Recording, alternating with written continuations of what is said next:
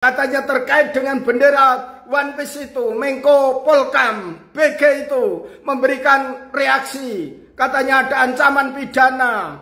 Si Dasko Sumi itu, wakil ketua dewan itu juga mengatakan itu bla bla bla bla. Ini ya boleh ya, perhatikan. Cuma perkara gendera One Piece kok dibicarakan geden-geden sampai dibicarakan seserius itu di televisi. Mending membicarakan masalah RUU perampasan aset toh, masyarakat lebih seneng dengernya. Gendera One Piece itu kan cuman ekspresi untuk kritikan saja. Nggak mungkin toh bendera One Piece mau gantikan sangsaka merah putih. Kami ya paham krisis nasionalisme itu ya bukan seperti itu makna krisis nasionalisme. Hati-hati, masang gendera One Piece iso dilebokne penjara. Gatel. Wong bakul gendera One Piece kuwi engko nek hasilé payu akeh kuwi lho yo mbok tarik pajak. Kowe nampa pajeke terus wong-wong sing tuku mbok penjara nih. Gatel. Enggak, pertanyaanku, menurut kamu simbol itu penting enggak? Enggak penting. Kita itu munafik. Kalau simbol penting, kita enggak perlu marka jalan, beton di tengah jalan. Cukup garis enggak putus-putus. Garis putih nggak putus-putus, berarti kita nggak boleh melintas itu. Pertanyaanku nanti diskusinya, kita ini begitu ada bendera simbol pusing, tapi jalan aja perlu dibeton karena lambang aspal putih yang nggak putus-putus simbol itu sudah nggak berlaku. Iya, ada berita kalau tanggal 17 Agustus tepatnya di hari kemerdekaan akan ada demo serempak di 34 provinsi. Ya, semoga aja ya.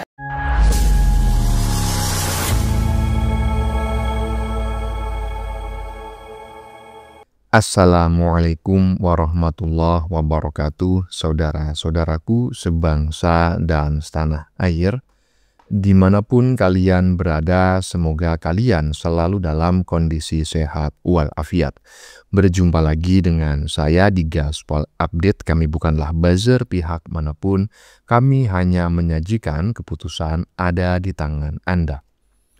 Teman-teman, ini ada video yang menurut saya cukup menarik, yakni tentang lanjutan kabar mengenai pelarangan pengibaran bendera One Piece ya, bendera kartun ya, bendera manga ya di bulan Agustus ini. Konon banyak neti yang meyakini bahwa sebetulnya pelarangan itu ya dikarenakan One Piece sangat identik dengan sang wakil presiden yaitu Gibran. Nah, menurut teman-teman bagaimana?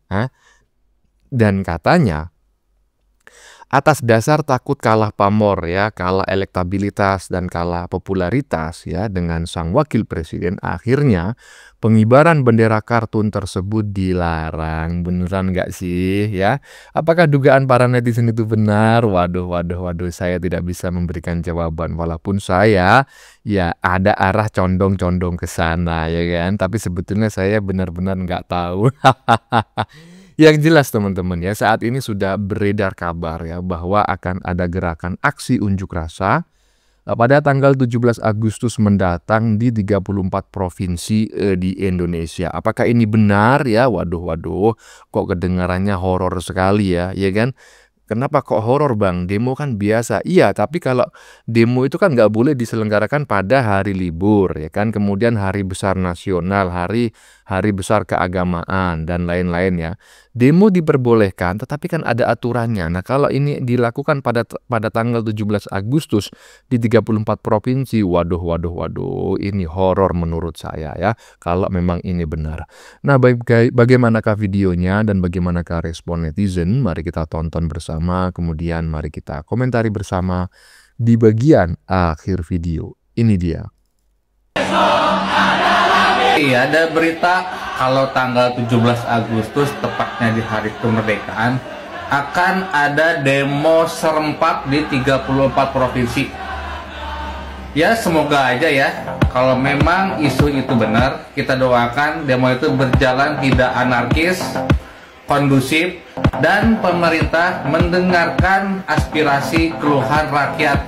Menurut kalian setuju nggak kalau misalkan isu demo ini benar terjadi dan ada demo besar-besaran di hari kemerdekaan kita? Menurut kalian gimana? Nah ya, jadi sekali lagi Gaspol Update tidak pernah membuat berita dan Gaspol Update tidak pernah menyebarkan hoax. Kami hanya menyajikan, meramu sesuatu yang dibicarakan oleh netizen di media sosial, baik yang sangat viral maupun agak viral. Nah, menurut teman-teman bagaimana? Ya, apakah benar akan terjadi aksi yang jelas seperti halnya yang disampaikan oleh netizen barusan? Monggo dilakukan aksi, tetapi jangan sampai anarkis. Dan perlu saya peringatkan, apakah benar akan dilaksanakan pada tanggal 17 Agustus? Itu hari dilarang demo loh ya. Tolong diingat. Lanjut. Hati-hati, masang gendera One Piece iso dilebokne penjara. Gatel. Wong bakul gendera One Piece kuwi engko nek hasilé payu akeh, kuwi lho yo mbok tarik pajak. Kowe nampa pajeke terus wong-wong sing tuku mbok penjarakne. Gatel. Wis ora gelem golekne penggean, lekas gelem usaha bakul gendero, terus enek sing tuku, mbok cekel, maksudmu ki piye? Tabungan 2 wulan ndek bank, gak tau tinggi opo-opo, yo mbok sita, Sertifikat nganggur di omah 2 tahun, yo mbok sita. Ancene ancuk wong duran iki. Gawe aturan kok. Tambah suwe tambah nyerimpet wong cilik. Nah.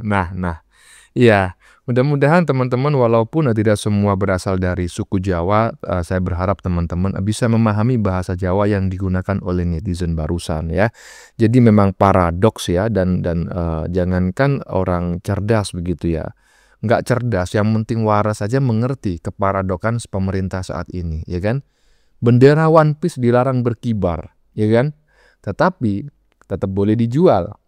Dan penjualannya, si penjual tetap kena pajak. Coba bayangin gimana ceritanya macam kayak gini. Koclak nggak ya? Koclak banget. Lanjut. Enggak, pertanyaanku, menurut kamu simbol itu penting nggak? Nggak penting. Kita itu munafik. Kalau simbol penting, kita nggak perlu marka jalan, beton di tengah jalan. Cukup garis nggak putus-putus. Garis putih nggak putus-putus, berarti kita nggak boleh melintas itu. Pertanyaanku nanti diskusinya, kita ini begitu ada bendera simbol pusing, tapi jalan aja perlu dibeton karena lambang aspal putih yang nggak putus-putus, simbol itu sudah nggak berlaku. Padahal manusia itu jika makhluk homo ludens, makhluk yang bermain, homo sapiens, makhluk yang berpikir, homo faber, makhluk yang bekerja, tapi homo simbol, makhluk simbolis. Menurutku sejak kampung-kampung pakai portal, nggak pakai verboden aja, sudah mati kita sebagai makhluk simbolis. Tapi kenapa kita sekarang sibuk ngurusin bendera? Enggak. Ayo, ngaku siapa yang fokus kepada si penanya ya, seorang mahasiswa ya. Ayo, daripada fokus sama si Mbah Suciwo Tejo. Ayo, siapa yang tidak fokus dengan pernyataan Mbah Suciwo Tejo gara-gara lebih fokus kepada mahasiswa yang bertanya? Ayo. Bang, kok bahas itunya bang, kok nggak bahas simbol dan One Piece-nya? Udah banyak yang membahas. Aduh, lanjut.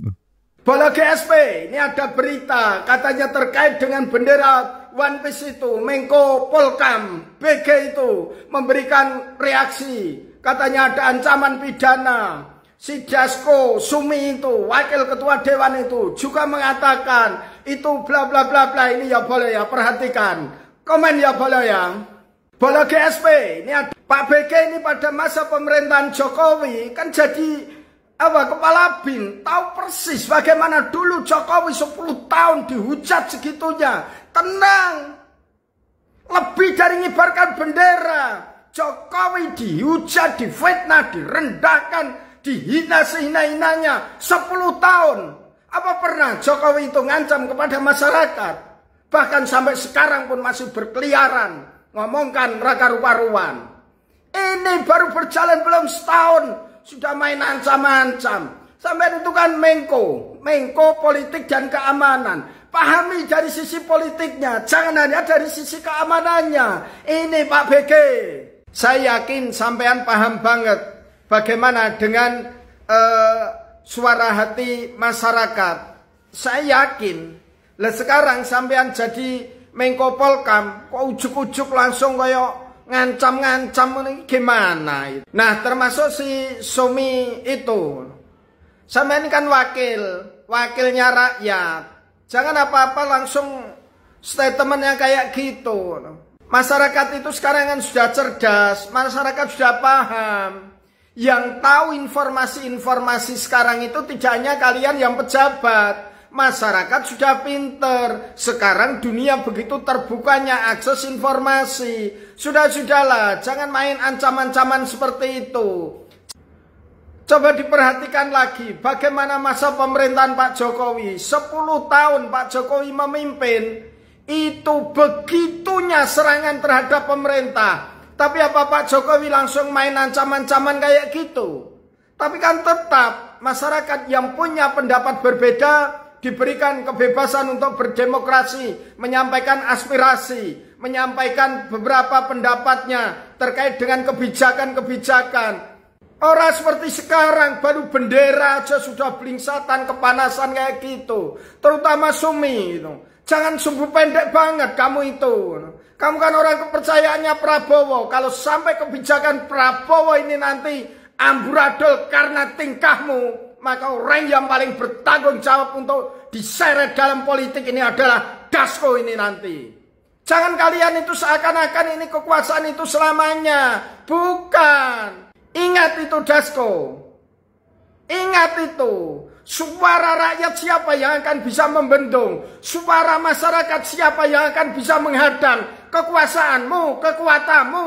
Tidak seberapa kok kamu bisa duduk di situ. Itu karena siapa? Karena masyarakat. Karena rakyat. Jangan main ancam-ancam kayak gitu.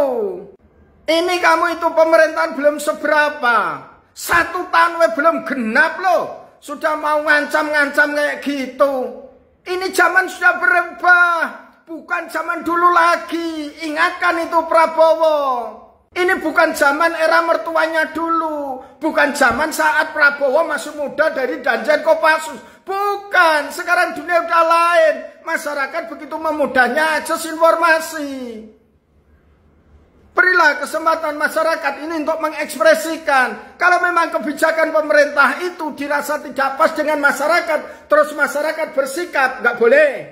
Protes nggak boleh, demo nggak boleh, ngibarkan bendera nggak boleh, ngomong nggak boleh. Ngapa terusan? Kita ini kan rakyat, kita ini raja. Kamu itu wakilnya, yang di pemerintah itu pembantu-pembantunya. Ikuti apa kemauan masyarakat. Jangan masyarakat dicekai dengan kebijakan-kebijakanmu yang belum tentu itu sesuai dengan hati nurani masyarakat. Tak kala tidak sesuai, masyarakat bersikap, biarin, ya gak apa-apa. Ngapain jadi pemerintah kok begitu baperan loh. Kami masih sangat berharap Prabowo Gibran ini bisa selesai sampai 2029. Tapi Sumi ini, hati-hati Sumi. Hati-hati Sumi. Sepak terjangmu itu, lipat ya lipat. Tapi masyarakat itu gak diam. Masyarakat tidak menjemkan mata. Pikiran masyarakat ini juga berfungsi. Hati nurani masyarakat ini yang paling besar, paling kuat, dan paling dahsyat pengaruhnya dalam politik. Itu perhatikan Mi Sumi. Banyak masyarakat yang masuk ke suara-suara kita ini. Bagaimana terkait dengan langkah-langkahmu itu. Walaupun absurd, walaupun gak terdengar. Jangan dikira masyarakat gak tahu Mi. Jangan seakan-akan kamu itu kayak Ini saya minta. Kenapa? Karena kita juga pengen Prabowo Gibran itu selamat sampai 2029. Kalau sudah bercacaran kayak gini, kamu tanggung jawab Mi. Mau tanggung jawab? Coba kalau ini nanti retak, kamu mau nggak dengan PDI? Iya, yang kemarin memberi nilai kepada Prabowo 11, dibalas dengan hebatnya oleh Mas Gibran. Terus sekarang kamu ajak rangkulan runtang-runtung karena di partai, di parlemen karena banyak suaranya. Terus kamu mau mengingkari suara-suara para relawan ini. Mi, tak kasih tahu ya, saat Pilpres kemarin yang benar-benar bergerak untuk kemenangan Prabowo Gibran itu siapa? Siapa? Kamu akan mengklaim orang partai? Saya orang yang asli di lapangan Mi, tahu persis yang bergerak benar-benar untuk Prabowo Gibran adalah relawan. Kenapa saya mengatakan ini? Karena orang partai hanya untuk kepentingan dirinya nyalek. Bahkan saya tahu persis orang partai yang nyalek dari partai X, calon presidennya X, karena di komunitas itu tidak senang dengan calon presidennya, calegnya gak mau muncul. Kita yang turun, relawan inilah yang memenangkan Prabowo Gibran. Terus kamu semaunya gak akan mendengarkan ini. Tolong ini dikoreksi, Sumi. Sebelum kamu itu terlanjur, kita perhatikan, masyarakat itu juga melihat. Jangan disepelekan. Ini kita melakukan satu kritik terhadap wakil kita, kritik terhadap pemerintahan kita. Itu diatur oleh undang-undang. Itu adalah hal yang biasa. Itulah konsekuensi dari politik. Kalau nggak mau dikritik, nggak mau dilakukan oleh kontrol masyarakat, bentuk aja kerajaan. Angkat presidenmu jadi raja. Ini kan enggak. Ini negara demokrasi, Tolong ini diperhatikan. Oke, Balok, tetap semangat, mantap, yes. Iya, teman-teman ya, ini adalah bentuk kekecewaan ya, bentuk aspirasi yang mengandung emosional yang disampaikan oleh salah satu Ternak Mulyono ya. Ya tentu teman-teman tahulah Pak Bolo ini adalah orang Jawa yang mukim di Sumatera. Saya lupa di Palembang apakah di Lampung begitu, tetapi sering sekali datang ke Solo berkunjung ke rumah Pak Jokowi. Bahkan ini patut saya kasih apresiasi karena ini adalah salah satu orang yang sangat berani ya. Dia berteriak menyuarakan hidup Jokowi kalau nggak salah begitu ya. Hidup Jokowi di tengah kerumunan para anak abah yang berteriak-teriak adili Jokowi, gantung Jokowi, Allahu Akbar, Allahu Akbar. Dia ini sendirian. Keren sekali, ya kan? Nah, terkait pendapatnya barusan, saya sarankan kepada teman-teman silakan menulis pendapat kalian di kolom komentar ya. Lanjut. Ku ingin jiwa raga ini selaraskan keanggunan. Daku ingin jemariku ini menuliskan karismamu. Ngeri kali teks di badan videonya ini ya. Waduh, bendera koruptor katanya. Coba bayangin, waduh, ini bukan saya loh ya. Saya cuma menyajikan untuk kita diskusikan bersama. Ini bener nggak sih yang kita saksikan barusan adalah bendera-bendera para koruptor ya? Tolong tulis di kolom komentar kalau benar. Kalau salah, tulis juga di kolom komentar. Nggak benar bang, itu adalah partai-partai yang sangat mulia, ya kan? Berjalan di jalan Allah semuanya bang. Itu menyuarakan aspirasi rakyat ya, memajukan bangsa dan negara, mensejahterakan rakyat. Tulis di kolom komentar. Kok ketawa bang? Ya iya, lucu aja. lanjut. Sebenarnya kalau dipikir, bendera One Piece di bawah dan bendera merah putih ada di atasnya. Ini seperti mengingatkan kembali bagaimana cerita bendera One Piece itu menjadi sebuah kesatuan tentang sebuah perjuangan sebagai penanda bagi orang-orang yang satu tujuan. Tujuannya adalah kebebasan, kejujuran, dan tidak ditindas oleh penjajah. Dan pada akhirnya, tujuan tersebut adalah merah putih. Bersatu demi tujuan, bersatu demi kemerdekaan, merdeka dalam arti sebuah kebebasan, tanpa ada lagi penindasan. One Piece dalam arti kata perjuangan, dan merah putih adalah kata tujuan.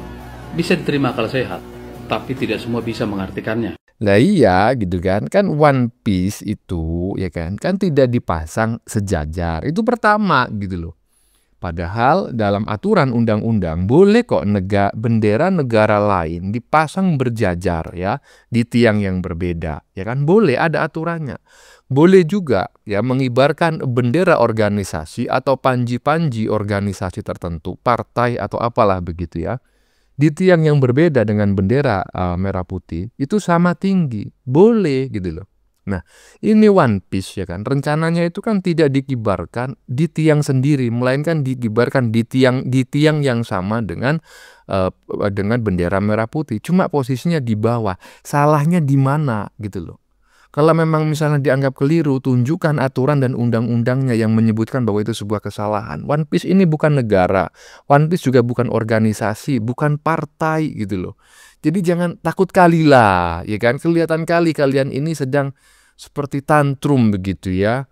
Hanya gara-gara tokoh yang diidentikan dengan One Piece itu adalah sang wakil presiden. Ya, mungkin kalian memang agak ketakutan sikik mungkin. Lanjut. Cuma perkara gendera One Piece kok dibicarakan geden-geden sampai dibicarakan seserius itu di televisi. Mending membicarakan masalah RUU perampasan aset toh, masyarakat lebih seneng dengernya.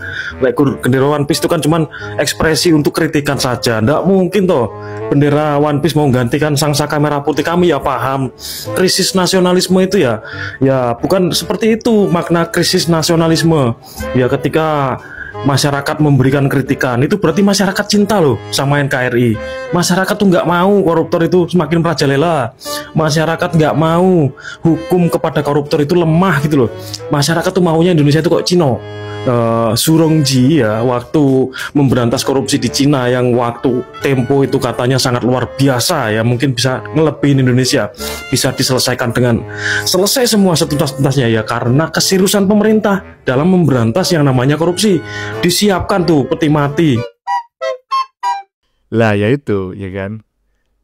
Bendera yang tidak penting ya, bendera hanya dalam sebuah serial manga gitu ya, kartun lah istilahnya kalau saya waktu kecil tuh namanya film kartun begitu ya, novel kartun lah ya, apa komik lah seperti itu. Nah, kalau dibicarakan begitu seriusnya ya, dan yang membicarakan bukan orang-orang sembarangan loh, orang-orang dengan apa namanya jabatan-jabatan strategis begitu, sampai sebegitu takutnya gitu loh kalian gitu, dengan yang namanya itu bendera One Piece gitu. Lebih baik kalian itu membahas di televisi itu tentang upaya bagaimana agar rancangan undang-undang perampasan aset koruptor, pembatasan uang kartal, kemudian juga hukuman mati bagi para koruptor itu segera dibahas, gimana trik-triknya gitu loh, strategi-strateginya, dan gimana agar cepat disahkan, daripada hanya sekedar membicarakan sebuah bendera